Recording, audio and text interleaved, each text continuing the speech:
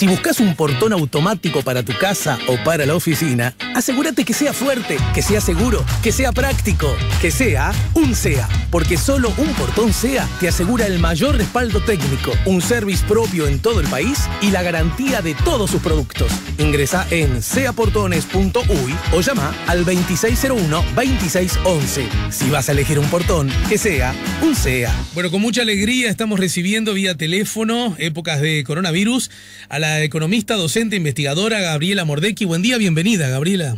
Hola, ¿qué tal? ¿Cómo estás? Bien, ¿y tú? Bien, bien, acá trabajando desde casa. Sí. ¿Y qué tal te lleva esta nueva, digamos, lógica, este nuevo paradigma del trabajo virtual? Bueno, terrible, mi trabajo 24/7, digo. Sí, además eso, ¿no? Terminás trabajando mucho más, porque ¿cuándo parás? No, nunca, no, nada. O sea, uno tiene que decir, a ver qué día estoy. Hoy era sábado. No. Voy a trabajar solo de tarde.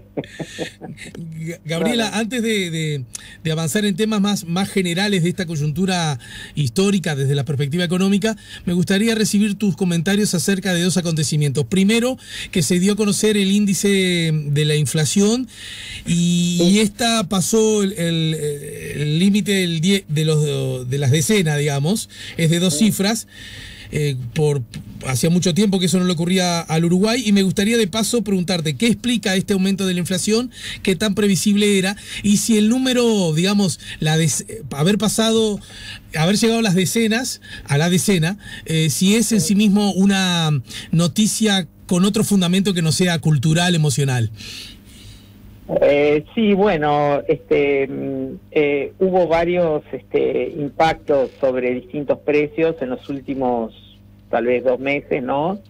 A partir de que comenzó la emergencia sanitaria, no solo en Uruguay, sino en el mundo, y tuvimos en primer lugar un impacto sobre el tipo de cambio en marzo, que impacta claramente en los precios, impactó en la inflación de marzo y también en la de abril, y a eso se sumó el aumento de las tarifas que el gobierno anunció en marzo antes de declarar la emergencia sanitaria y decidió mantenerlo, ¿no? Entonces, esos son 2 factores que impactan muy fuerte en la inflación y son uno de los elementos que hicieron que la inflación superara el 10%, que en realidad, bueno, si vamos a ese punto, digamos que hubo en Uruguay en alguna ley de presupuestos se incluyó como un tope de 10%, a partir del cual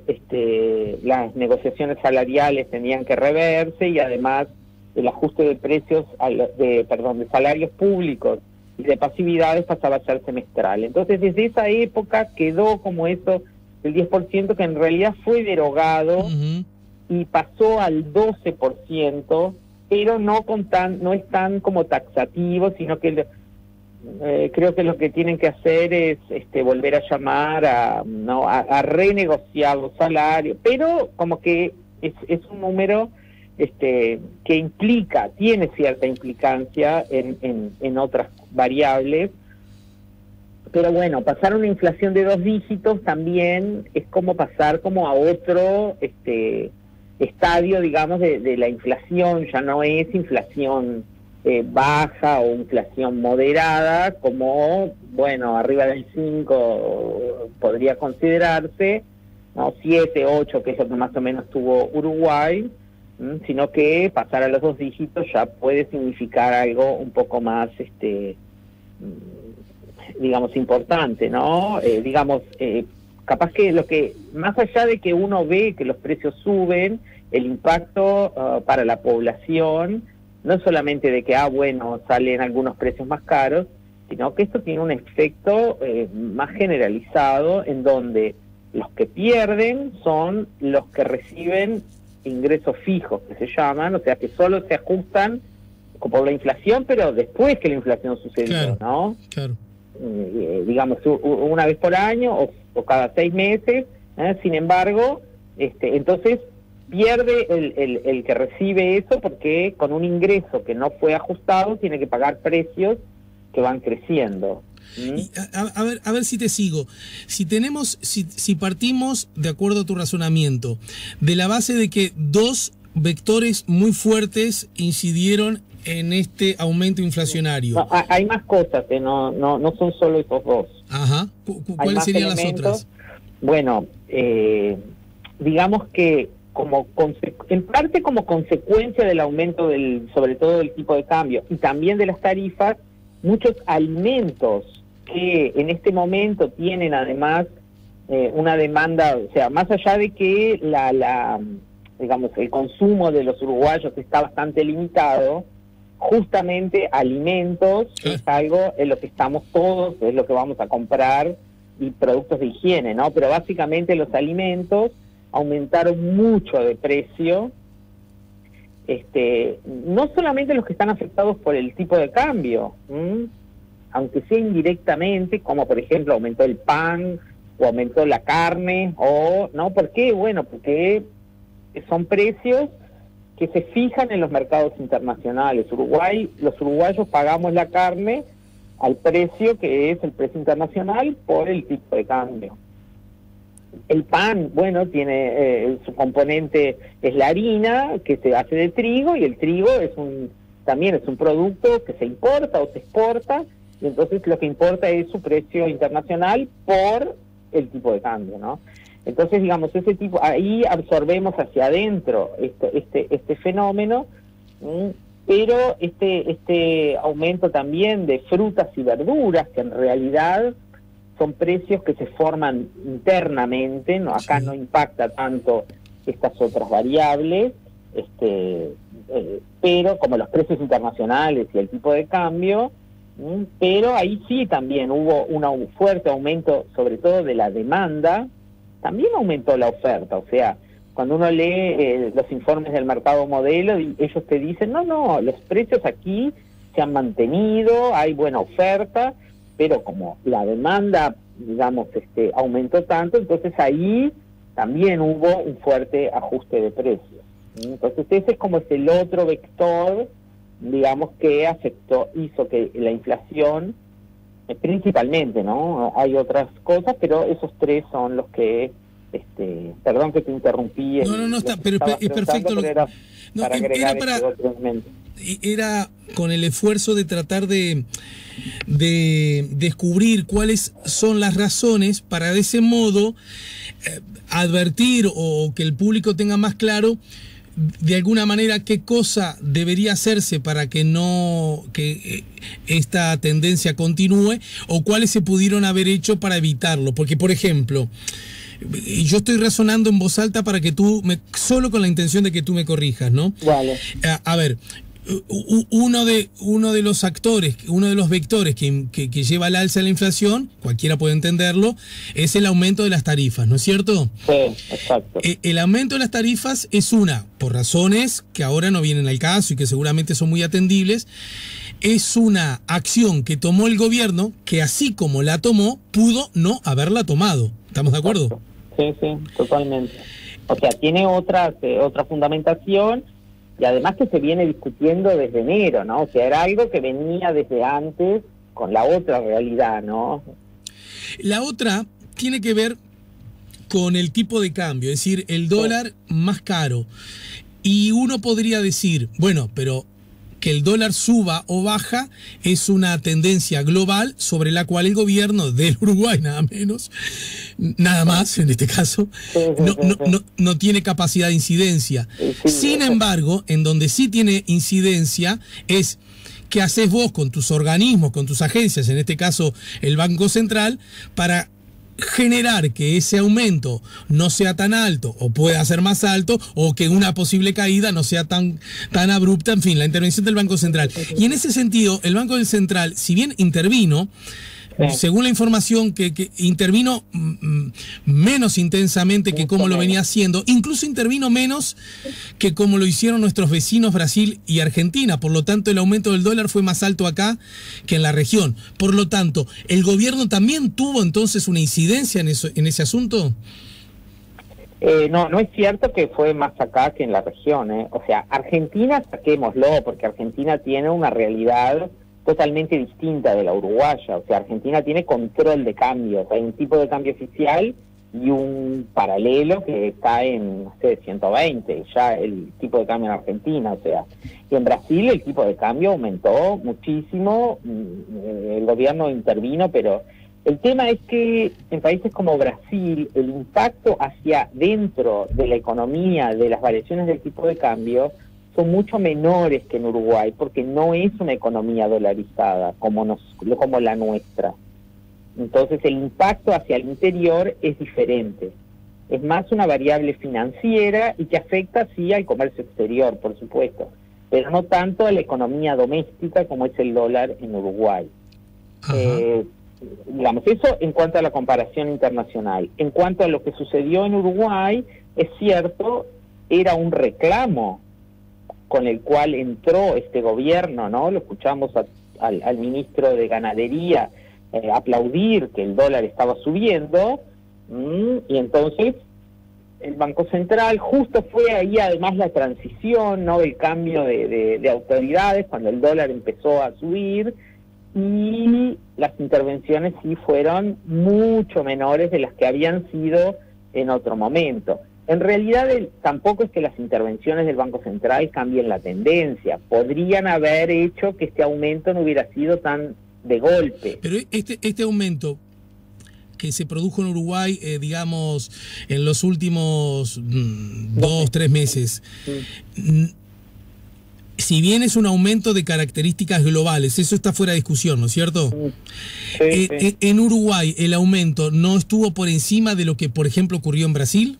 No, para nada. Entonces el aumento del dólar, si lo comparamos incluso con la región, no es algo que uno se lo pueda, digamos, responsabilizar a las autoridades monetarias del gobierno. No, para nada. O sea, en Brasil el dólar aumentó mucho más, muchísimo más que en Uruguay. O sea, estaba en otro nivel y sí, y el incremento fue mayor. Lo que uno podría decir es, bueno, en realidad cuando uno mira ahora, el dólar pegó para arriba y bajó un poco y ahora está como más o menos en un lugar un poco más bajo del que estaba, pero sí, no hubo prácticamente intervenciones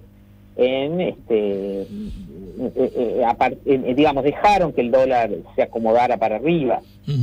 Bueno, si uno tiene la teoría de que eso era porque estaba muy desajustado y había que dejarlo, a veces como que tampoco, ¿no? El gobierno tendría que haber gastado mucho, digamos, no sé cuán efectivo hubiera sido el haber intervenido ahí, porque era una tendencia internacional y desde nosotros como que no tenemos, como tú decías al principio, ¿no? Un país como Uruguay pequeño, o sea, contra una entonces, corrida. A ver si lo entiendo bien, Gabriela. Entonces, más allá de que forma parte de una histórica reivindicación de algunos de los sectores, por lo menos algunos más notorios de la producción agropecuaria del Uruguay, si bien eso es cierto, que esto haya ocurrido no parece ser en respuesta a esa demanda, sino en el marco de una coyuntura internacional. Totalmente, o sea, se aprovechó. En realidad para mí fue una forma de no ver qué era lo que se estaba viniendo, porque en realidad aquí, o sea, si la demanda mundial cae, ¿qué importa que tenga tipo de cambio más alto? Además, en parte se compensa con caída de algunos precios internacionales, ¿no? Entonces, en realidad Uruguay más o menos está igual que como estaba, no en términos de competitividad, que es lo que interesa. No mirar solo el dólar del Uruguay, no, eso es nada, contra las tendencias internacionales, un país pequeño no puede hacer nada. Y otro de los actores que impulsaron al alza la inflación, vos lo decías recién, tiene que ver con, bueno, que el pan, que la carne, y en ese contexto se dio a conocer una propuesta del gobierno de cierta contención, de cierto manejo de los precios, algo que la literatura de la economía ha hablado de que existe como tal, si es algo bueno, si es algo malo, si es algo posible, etcétera. ¿Cómo se puede leer ese anuncio que dio el gobierno en este contexto? Sí, bueno, eso es algo que ya lo han hecho, ¿no? No es algo nuevo, se ha hecho, esos acuerdos de precios además son voluntarios, ¿no? No hay como una cosa que se fije en precios.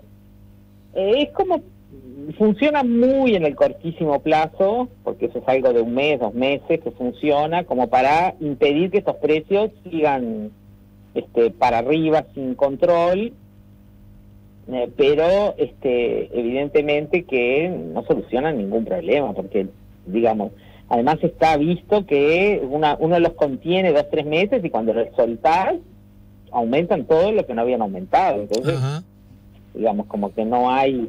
y además como que tampoco la fiscalización es algo, digamos, efectivo ni simpático, ¿no? Porque, ¿qué tiene que hacer? La gente tiene que entrar y mirar, ir a 5 supermercados, comparar los precios y denunciar el que lo cumple, el que no lo cumple.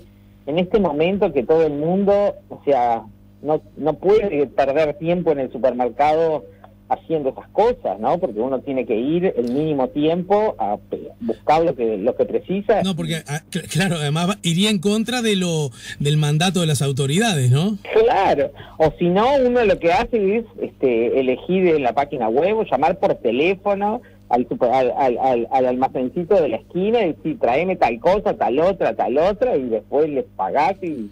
O sea, es como que no... Parece como un poco en contra... Pero bueno, es una medida, tiene su impacto político, como diciendo el gobierno está mirando qué es lo que pasa. Porque en realidad la inflación, incluso la propia ministra Arbeleche dijo que no se ataca a la inflación con esta medida. No, o sea, bueno, pero es como una canasta básica de alimentos para las personas, no sé, digamos, eso es como... difícil de ver el impacto, eso solo se puede ver más adelante y no, o sea, es más político que tenga algún efecto económico real. No recuerdo, hace unos años, ¿no? Ponían hasta cartelitos en los supermercados, decíamos precio controlado y tenía la galletita tal de marca cual que mantenía su precio pero ahí tenías otra condición, además, para ir a los lugares y decir, no, acá sí mantiene los precios, voy a comprarle a y no a aquel otro. Esto es como difícil, pero bueno, digamos. He escuchado comentarios muy críticos de colegas tuyos de esta medida, colegas que, digamos, que tienen una mirada más ortodoxa de la economía, diciendo que el gobierno no solo aplica algo que en los hechos va a resultar inútil en cuanto al efecto inflacionario, sino que además se separa o se despega de la tradición un poco más liberal, ortodoxa de la economía. Sí, claro, porque esto del control de precios es una medida bastante de las llamadas heterodoxas, ¿no? Como diciendo, la inflación es un fenómeno que tiene como otras bases y no lo vas a resolver topeando 1 o 2 precios. Eso es algo que sirve como para el momento, impacta en la opinión pública diciendo, sí, el gobierno se preocupa y controla los precios, pero en realidad, primero que no los controla efectivamente porque es voluntario. ¿Dirías que es una medida más política que económica entonces? Sí, totalmente. Me parece que sí, que no. Pero bueno, veremos más adelante si los supermercados realmente, o en general el comercio, las carnicerías, qué sé yo, realmente lo ponen en práctica.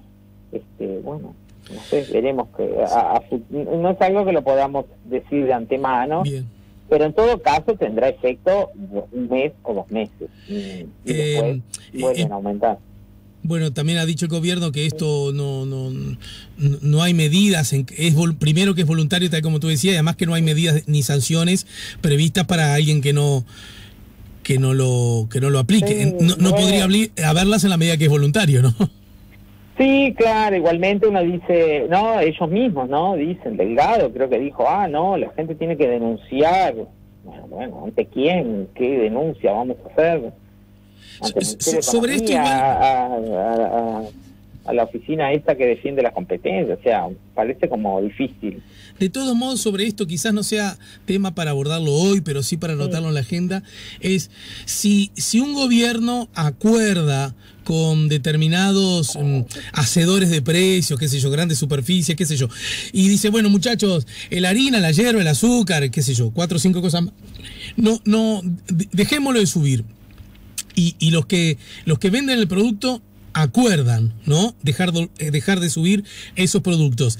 Eso, implícitamente, ¿no me está diciendo que entonces los estaban aumentando sin motivo? No, no necesariamente, ¿no? Porque bueno, depende de las empresas, ¿no? Hay empresas que son grandes, tienen espalda como para... Primero, además, que los precios ya subieron. El ajuste que estamos diciendo de costos ya lo hicieron. Claro. Entonces ahora, ¿no? Inclusive capaz que algunos aumentaron más porque hay, como yo decía, además un aumento de la demanda de las personas y entonces no estamos hablando de que vuelven para atrás, simplemente ahora no van a aumentar más. Pero ahora miremos el dólar empezó a tener el camino contrario, ¿no? Entonces como que, bueno, mantener los 2-3 meses tampoco es que va a tener ese costo, ¿no? Yo creo que acá además hay que mirar cuál es el impacto en general sobre la población. Yo hoy comentaba esto de las personas con ingresos fijos, pero por supuesto tenemos una cantidad de personas que dejaron de tener ingresos o que sus ingresos se vieron reducidos a la mitad porque están en seguro de paro, ¿verdad? O porque están recibiendo algún monto mínimo, ¿verdad? Que el gobierno está dando a través de, no sé, las formas que había ya de aporte que tenían, ¿no? para las familias más desfavorecidas. Entonces, ahí, porque son familias además que en estos productos gastan todo su ingreso, uh-huh. Y esto le subió, o sea, si la inflación global subió está en 10% o en 11%, el aumento de los alimentos es mucho mayor, ¿no? Alimentos y vivienda, que son los dos rubros que más aumentaron. Entonces, ¿qué es lo que sucede? Estas familias son las que más sufren esto, y algunas medidas que tenemos unos compañeros del Instituto de Economía que hicieron unos cálculos. Sí, estuvieron la semana pasada aquí, ¿eh? Ah, bueno. Te cuento que estuvo Mauricio de Rosa. Ahí va, bueno, Mauricio y Matías Brum hicieron un estudio donde más o menos aproximadamente calculan que a precios de marzo de 2020, abril, habrían habían aumentado 100.000 personas, ¿no? Sí. Bajo la pobreza.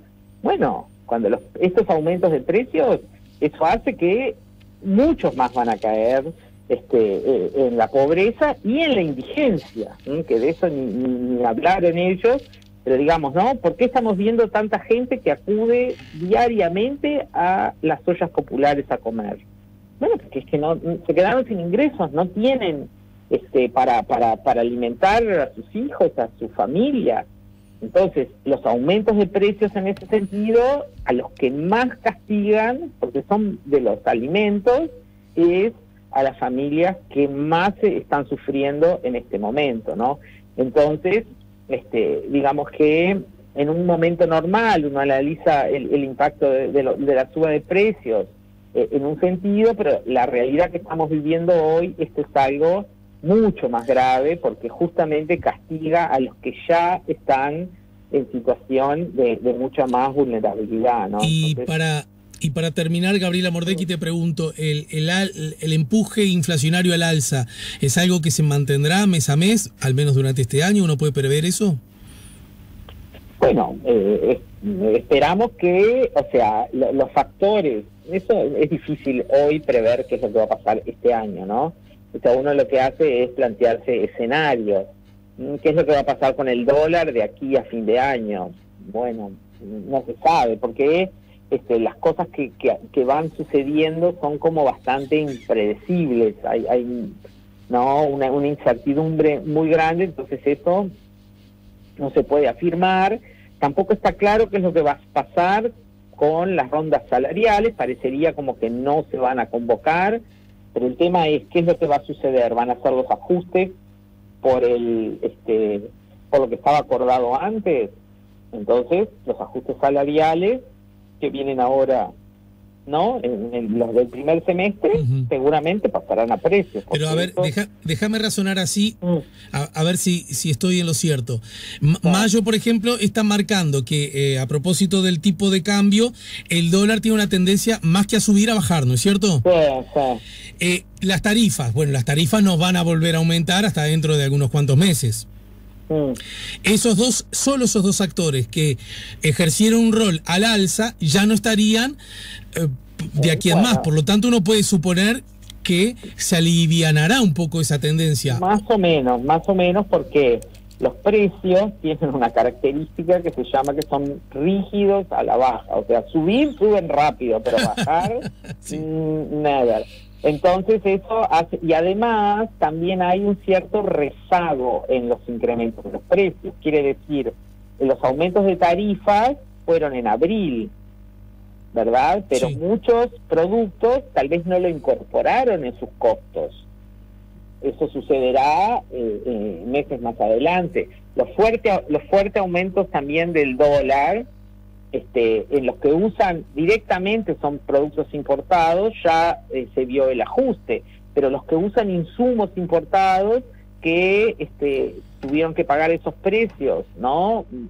Recién en abril, pero bueno, los productos salen al mercado algo más adelante, entonces todavía no lo tienen incorporados. Entonces hay un cierto rezago, una memoria, digamos, en los precios que hace que tal vez para eso sí este control pudiera ser en alguna forma efectivo, pero si eso es por 2 meses, bueno, cuando eso pase, ahí tenés después el siguiente salto, y a eso se sumaría los aumentos salariales, ¿verdad? Que también pasan a precios siempre, ¿no? Julio, agosto son meses de inflaciones más altas. Sí. Luego tenés el impacto del invierno sobre el precio de las frutas y verduras, que también hace que suban, y bueno, y si aumenta la demanda mundial y aumentan los precios internacionales de la carne o de otros productos, eso también va a pasar a los precios internos. O sea, no tenemos un futuro despejado. Claro.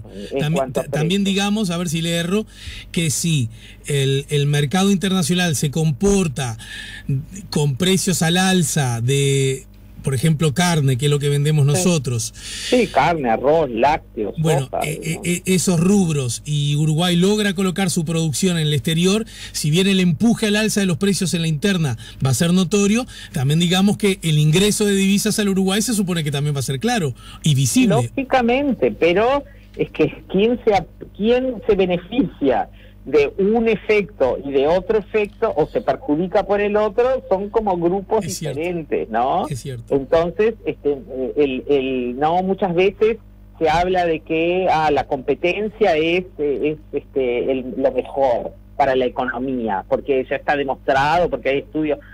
Bueno, hay estudios que demuestran que hay como un impacto positivo general para la economía, pero lo que pasa es que el tema es que hay distintos grupos que se benefician y no necesariamente unos compensan a otros. Entonces, ¿cómo baja directamente a la gente el impacto de la mejora en el comercio exterior? Bueno, hay más empleo, por ejemplo, resolvería el tema de algunos sectores, pero hay otros que no, el arroz se cosecha y después digamos, quienes se benefician o sea, los salarios ya los pagaron, ya trabajaron. Eso es un efecto que viene después. Tal vez la carne es de los productos, digamos, primarios, o los que generan más empleo, porque sí, el frigorífico genera un empleo directo digamos, para tener el producto elaborado para exportar, ¿no? Pero no necesariamente eso, o sea, eso es cuando uno piensa en la economía en su conjunto, pero como yo decía ahora, que hay estos problemas tan graves que tenemos de gente, digamos, en un momento tan difícil que se está viviendo, a ellos no les va a llegar el impacto, por lo menos en estos meses. Eso será algo que capaz que mejore la situación de la economía y del mercado de trabajo en 2021. Gabriela, Te agradezco mucho y nos reencontramos más temprano que tarde, ¿sí? Bueno, cuando quieran, un gusto. Un gusto para nosotros. Gabriela Mordecki Dale, nos ayudó a poner la mañana en camino. Es, como ustedes saben, la economista, investigadora, docente del Instituto de Economía de la Universidad de la República.